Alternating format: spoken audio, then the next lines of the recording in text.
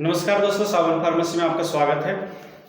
मैं आज एक नया चैप्टर फार्माकोग्नोसी बुक की और डी फार्मा फर्स्ट ईयर की जो बुक्स है कोर्सेस होते हैं उसमें से एक चैप्टर नंबर 17 की, जिसमें डायूरेटिक्स के बारे में पढ़ना होता है, मैं उसके बारे में डिस्कशन करूंगा इस वीडियो में पूरे में। आप अंत तक हमारी वीडियो को जरूर देखें क्योंकि मेहनत होती है बनाने में वीडियो को, इसीलिए आपसे रिक्वेस्ट रहेगा कि हमारी वीडियो को जरूर देखें और हमें सपोर्ट करें, लाइक करें, हमारे चैनल को सब्सक्राइब करें।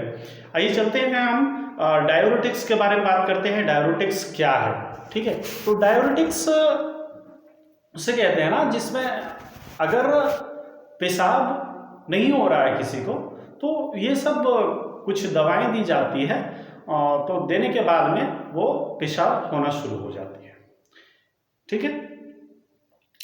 तो आखिरकार ये कैसे किन लोगों को होता है, खास करके अगर देखा जाए तो जिसका किडनी डिजॉर्डर होता है, जिसको किडनी स्टोन होती है, उसको पेशाब होने में तकलीफ होती है, उसको दर्द होता है और उसकी पेशाब बहुत कम होती है। तो उस समय ये डायूरेटिक्स का यूज़ करते हैं डॉक्टर्स और डायूरेटिक्स की दवाएं लिखते हैं, प्रिस्क्राइब करते हैं, ठीक है। तो हम सबसे पहले जानेंगे कि ये हम अगर प्लांट्स में अगर बात करें तो प्लांट्स में हम कैसे जानेंगे और प्लांट्स कौन सा प्लांट्स है जो हमें डायूरेटिक्स की मेडिसिन देती है, ठीक है। और डी फार्मा फर्स्ट ईयर के लिए स्टूडेंट के लिए बहुत ही इंपॉर्टेंट जो टॉपिक होती है वो डायूरेटिक होते हैं, ठीक है, जिसमें प्लांट्स के बारे में अध्ययन करना होता है। हम उसी के बारे में बात कर रहे हैं और उसी के बारे में हम जानेंगे, जिसका पहला नाम होता है पुनर्नवा और दूसरा नाम होता है गोखरू, ठीक है। ये गोखरू के बारे में हम पहले फर्स्ट अध्ययन करेंगे, उसके बाद में हम अध्ययन करेंगे पुनर्नवा, ठीक है। गोखरू जो नाम है वो दो प्रकार के फल होते हैं, ठीक है।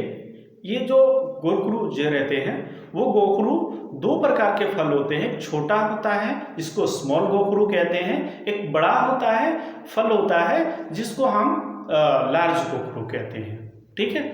तो सबसे पहले हम जानेंगे कि स्मॉल गोखरू के बारे में, ठीक है। ये स्मॉल गोखरू जो रहता है उसका अगर जेनेरिक नाम, जिसको बॉटनिकल नेम अगर जानेंगे तो उसका नाम होता है ट्रिब्यूलस टेरिस्टेरिस, और जो लार्ज गोखरू रहता है उसका नाम होता है पैडिलम म्यूरेक्स, ठीक है। आप नाम को याद रखेंगे क्योंकि हमेशा ये क्वेश्चन में या तो एग्जाम में पूछने वाली है। पहला जो स्मॉल गोखरू है उसका नाम है ट्रिब्यूलस टेरिस्टेरिस और दूसरा जो लार्ज गोखरू है उसको हम जानते हैं पैडिलम म्यूरेक्स के नाम से, ठीक है। हम पहले अध्ययन करेंगे स्मॉल गोखरू के नाम से, ठीक है। स्मॉल गोखरू जो रहता है वो क्या है, एक फल होता है, ठीक है। जब ये स्मॉल गोखरू जब फल जाता है इसको फ्रूट्स को यूज़ किया जाता है, ठीक है। इसमें जो फ्रूट्स रहते हैं इसको और इसकी जो फैमिलीज होती है ना, जिस फैमिली से बिलोंग करती है उस फैमिली का नाम होता है ज़ाइगोफाइलेसी, ठीक है। ज़ाइगोफाइलेसी के फैमिली से ये स्मॉल गोखरू और लार्ज गोखरू दोनों ये बिलोंग करते हैं, ठीक है। तो ये जब स्मॉल गोखरू जब पक जाता है तो इसमें जो हमारा राइपेन जो पका हुआ फल होता है उसको हम इस तरह से जानते हैं, ये एनुअल प्रोकम्बनेंट हर्ब है। ये हर्ब आप 3 प्रकार के होते हैं, जैसे कि हम बाटे जानते हैं, एक होता है हर्ब, एक होता है सर्ब और एक होता है ट्री, ठीक है। तो ये हर्ब है यानी कि एक झाड़ी है और ये एनुअल मतलब वार्षिक में एक बार आया और वार्षिक में साल भर में एक बार ये फल दिया, उसके बाद में ये फिर गायब हो गई, ठीक है। फिर ये दूसरे साल में ये फल देता है, इसीलिए इसको एनुअल प्रोकम्बनेंट हर्ब कहते हैं। ये ग्रो जो करता है वो जंगली इलाकों में ज़्यादा करके ग्रो करता है, ठीक है। लेकिन ये कल्टीवेटेड भी किया जाता है, किसी ऐसे संस्थान है जो उसका कल्टीवेशन करते हैं, इसको उगाते हैं, क्योंकि बात पर्पस ऑफ मेडिसिन को हमें जब प्राप्त करना है तो हमें तो पौधे लगाने होते हैं, इसलिए वो किसी संस्थाएं किसी एक जो फार्मासिस्ट है, फार्मा कंपनीज है, वो ग्रो करवाते हैं। ठीक है, ये हमारे भारत में हर एक जगह पे पाए जाते हैं। जो जंगली एरियाज हैं वो जंगली एरियाज में हर जगह पाए जाते हैं। इसकी कैरेक्टर ये है कि स्मॉल गोरखू का जो फ्रूट है ना, उसकी एक कैरेक्टर है, ये छोटा गोरखू रहता है, वो ग्लैबोज रहता है, वो कंटेन करता है 4 कोकाई को। ग्लूकोज रहता है, 4 कोकाई को कंटेन करता है। कैसे, किसको कहते हैं? जिसमें 4 स्पाइन होते हैं, 4 कांटे होते हैं। एक अगर मान लीजिए इस तरह से अगर कोई फूल है तो उसमें क्या होता है, गोरखू के 2 ऊपर की तरह जो होते हैं वो कांटे होते हैं, 2 ऊपर की तरह कांटे होते हैं और 2 डाउनवर्ड की तरह कांटे होते हैं। ठीक है, तो ये क्यों रहता है? इसलिए क्योंकि किसी भी जानवर इसे खाए ना, और जब खाना भी चाहे तो उसका दांत में जैसे लगेगा तो वो छोड़ देगा। ठीक है, खाने के लिए, इसीलिए ऐसा होता है। ठीक है, तो इसके लिए फिर वही स्पाइंस में क्या होता है, वो ग्लैबोज होता है, जो हर एक में 5 कोकाई होती है।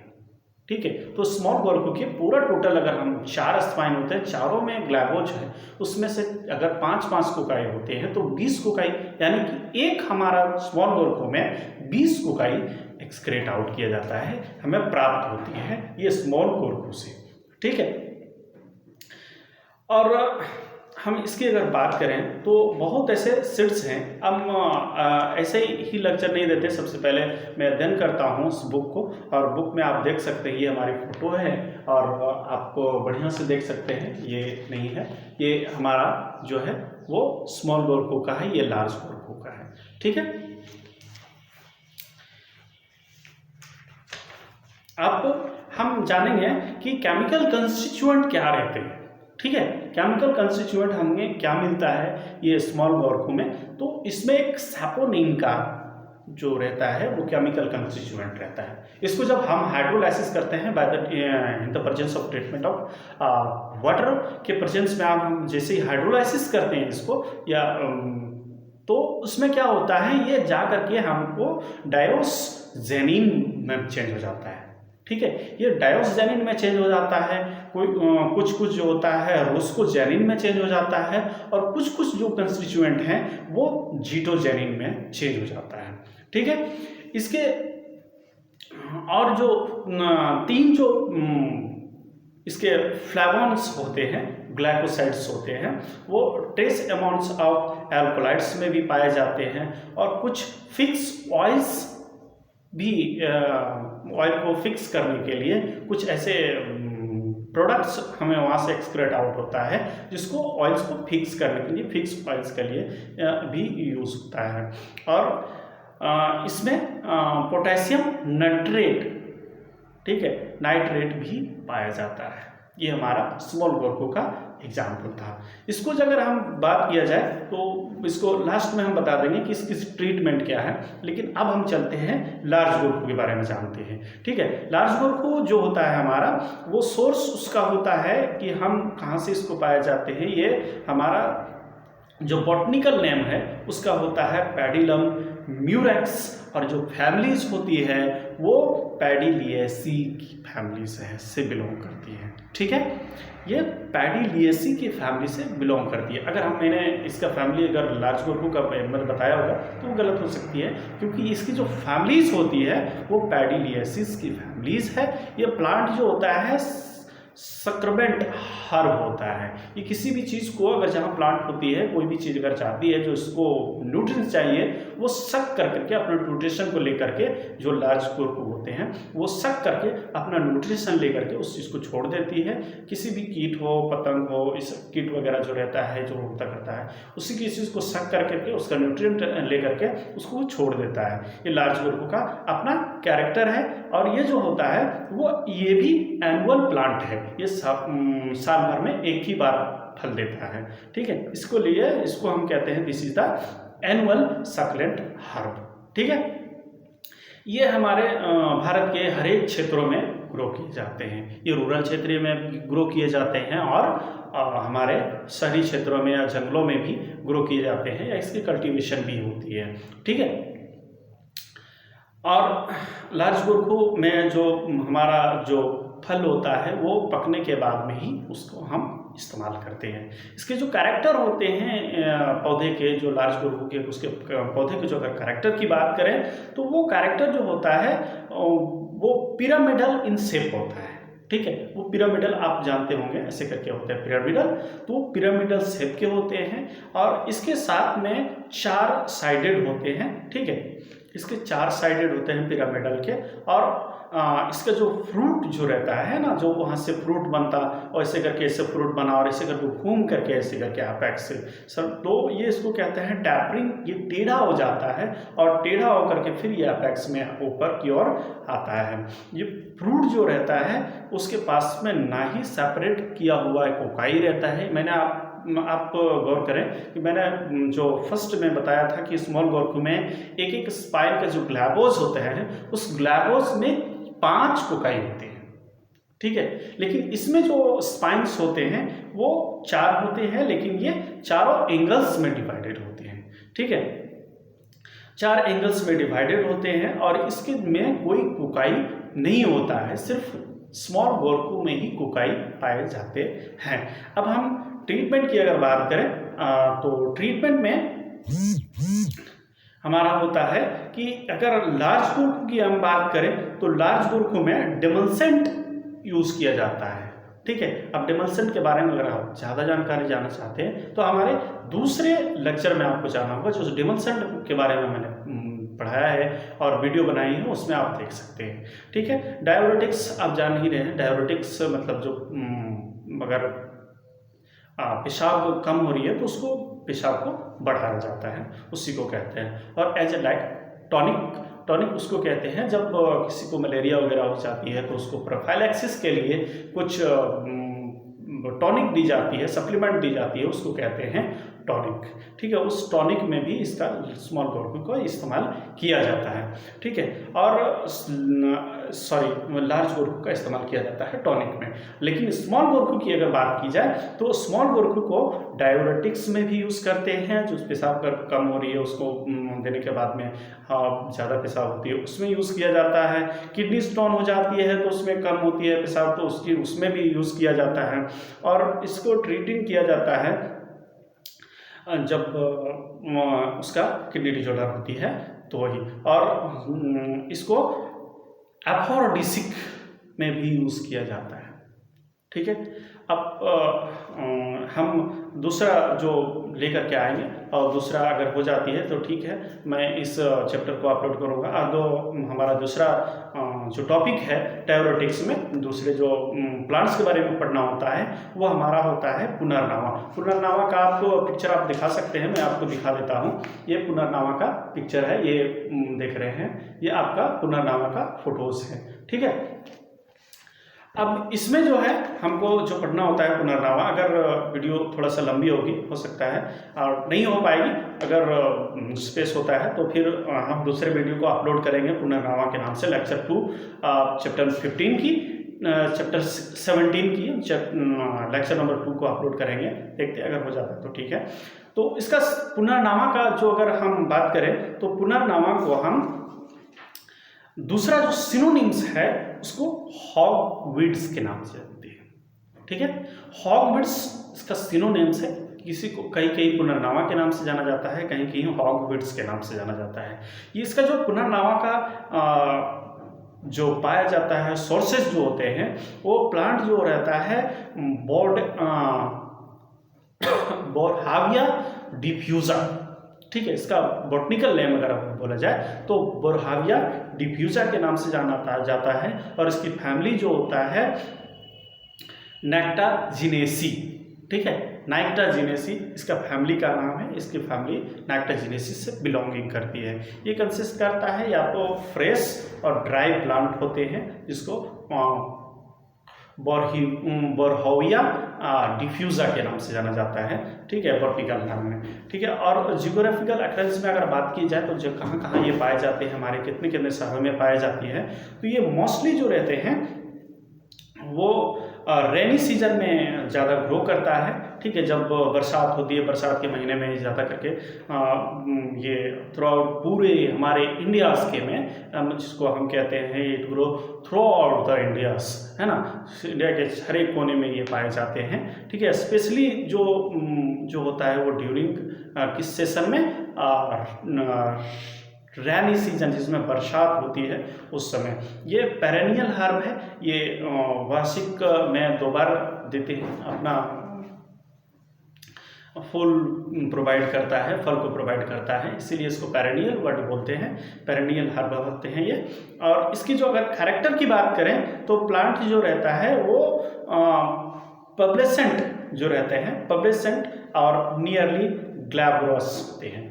ये ग्लैब्रस होते हैं, देखने में बहुत अच्छे लगते हैं, इसीलिए इस प्लांट को ये खूबी है, उसकी पहचान में कैरेक्टरिस्टिक में इसको जोड़ा गया है। और जिसकी अगर जड़ की बात करें तो जड़ जो होता है, स्टॉक जो रहता है वो स्टाउट रहता है ना, इसकी जड़ जो रहता है वो बहुत ही स्टाउट रहता है और ये टैप रूट की तरह जाते हैं, जहाँ तक फैलता जाता है। मतलब अगर मान लीजिए यहाँ आया तो यहाँ से अगर ऐसे करके यहाँ आया तो जहाँ इसकी जड़ें सटती है वहाँ से उसकी जड़ें, जहाँ से उसकी तना सटती है वहाँ से उसकी जड़ें निकल जाती है और वहाँ से उसकी जड़ जो है वो फैलना शुरू हो जाता है।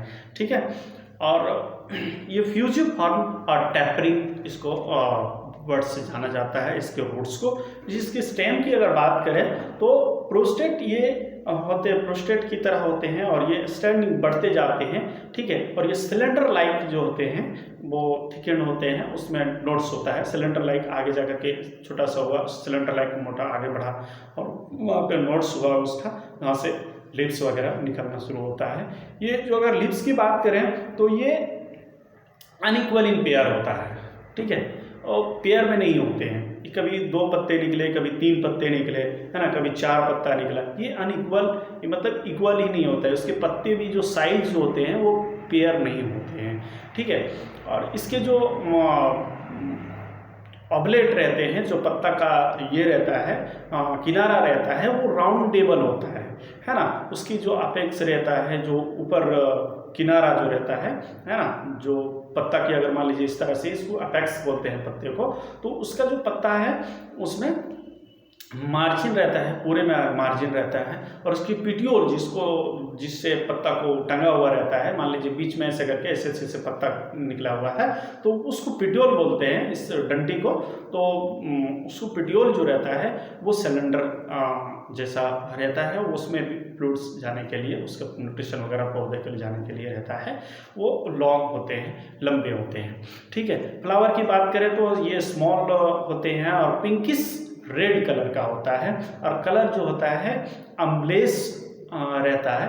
और इसकी जो साइज अगर बताया जाए तो 4 से लेकर के 10 सेंटीमीटर का कि इसके फ्लावर्स रहते हैं। इसमें जो कॉन्स्टिट्यूएंट जो पाए जाते हैं हमारे कंस्टिट्यूएंट की अगर बात की जाए, जिसमें केमिकल कंस्टिट्यूएंट की अगर बात किया जाए तो ये मेनली अल्कोलाइड्स प्रोड्यूस करते हैं। ठीक है, अल्कोलाइड्स की मात्रा इसमें थोड़ा सा ज़्यादा पाई जाती है। और ये जो मिक्सर अगर बुलाया जाए तो अल्कोलाइड्स की कलेक्टिवली इस तरह से collectively mixture of alkaloids is known as, इसको जाना जाता है पुनर्नाविक।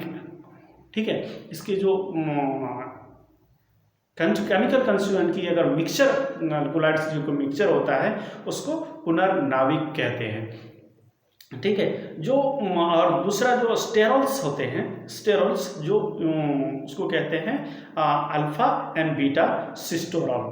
ठीक है, which include alpha and beta sitosterols. ठीक है, और फैटी एसिड्स इसमें कुछ पाए जाते हैं, जैसे कि पाल्मिक और स्टेरिक एसिड और एराकिड एसिड, है ना। इसी की केमिकल कंस्टिट्यूएंट है जो हमें एक्सक्रेट किया जाता है, इसी से मिलता है, इसी से प्राप्त करते हैं। ठीक है, और अगर और इसमें कुछ इन्वॉल्व है तो उसको पोटेशियम साल्ट हमसे मिलता है इस पौधे से, और जो सबस्टांस है वो भी मिलता है, और यूरोसैलिक एसिड भी हमको इस पुनर्नवा प्लांट से हमें मिलता है। इसकी अगर यूजेस की बात करें तो इसमें हमें ट्रीटमेंट में अगर बोला जाए तो ये एक ऐसा पौधा है, ये पत्ते हैं कि जिसको अगर मसल्स करके इसको अगर बढ़िया से पिसाई कर दिया जाए, और पिसाई करके और जहाँ हमारा फुला हुआ भाग है उस पर अगर लगा देंगे तो एंटी इन्फ्लामेट्रिक भी शो करता है। ये जो फुला हुआ भाग है उसको कम करता है, उसको एंटी इन्फ्लामेट्रिक में भी काम करता है, फुली हुई चीज़ को, सूजन को ये कम भी करता है। ठीक है। और दूसरा इसको कहते हैं जिसमें एंटी इन्फ्लामेट्रिक में जो इफेक्ट शो करता है वो इथाइलैक्टेट केमिकल की वजह से और मैंथोल एक्सट्रैक्ट की वजह से ये एंटी इन्फ्लामेट्रिक शो करता है। और अगर डाययूरेटिक्स की बात करें तो डाययूरेटिक्स का है ही पुनर्नवा, तो डाययूरेटिक्स के ही नाम से ही फेमस है, और इसको यूज़ किया जाता है ट्रीटिंग ओडिमा में। जब किसी का पैर फूल जाता है, किसी का हाथ फूल जाता है या तो शरीर फूल जाती है, तो उस समय उसको कम करने के लिए इसके कंस्टिट्यूएंट को यूज़ किया जाता है डाययूरेटिक्स, और इस पुनर्नवा का केमिकल कंस्टिट्यूएंट को दिया जाता है जो डॉक्टर प्रिस्क्राइब करते हैं मेडिसिन में। इसी के जो केमिकल कंस्टिट्यूएंट रहता है दवा में, और वो क्या करता है, जो फुला हुआ ओडिमा हुआ है, फुला हुआ शरीर हो गया है, जो दबाने से थोड़ा सा गड्ढा हो जाता है, फिर वो उसको रिकवर होने में 2-3 मिनट लग जाता है, उसको ओडिमा बोलते हैं, तो उसको उसमें भी ये बहुत अच्छा से काम करता है। इसलिए आपसे रिक्वेस्ट रहेगा कि आप थोड़ा सा कंसल्ट कर लें किसी भी जानकार व्यक्ति से, और अपने से ट्राई ना करें। Thank you. हमारे वीडियो को लाइक करें, शेयर करें, और हमारे कमेंट ज़रूर करें कि आपको वीडियो किस तरह से लग रही है, हमें किस तरह से वीडियोस बनानी है। आप ज़रूर हमें वीडियो में सपोर्ट करें और हमारे चैनल को सब्सक्राइब करें। Thank you. Have a nice day. जय हिंद।